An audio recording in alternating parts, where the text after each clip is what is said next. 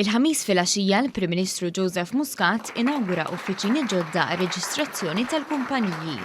B'aktar minn 2000 metru kwadru, l-uffiċini fiż-Żejtun se jilqgħu ir-reġistrazzjoni tal-kumpaniji.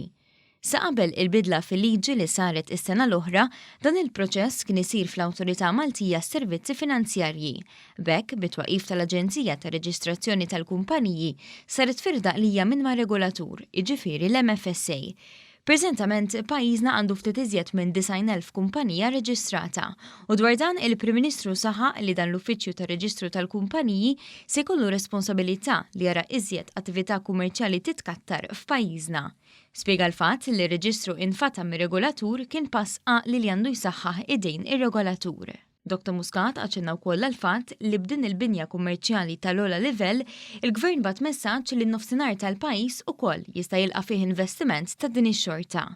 Natja u s-Segretarju Parlamentari responsabbli mis-Servizzi Finanzjarji Silvio Xkembri spjega kif ir-reġistru tal-kumpaniji jista' jiġbed lejh oqsma innovattivi ġodda bħall-intelligenza artifiċjali.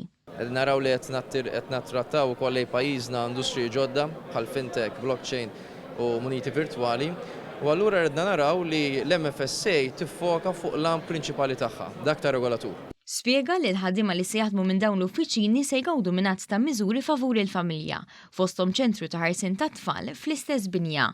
Saħaq ukoll li fi żmien li ġej din il-binja se tara iżjed servizzi offruti minnha. L-International Tax Unit li jkun hemm allura r-rifużjoni tat-taxxa kif ukoll il-promotional arms ta' servizzi f'Malta, ġifieri fost oħrajn Gaming Malta, Tech MT, kif ukoll Finance Malta, li jkunu kollha taħt saqf wieħed sabiex naraw kif nippromovu l-ġurisdizzjoni Maltija f'diversi setturi. U allura mbagħad inżidu l-effiċjenza u allura jkun bħala one-stop shop.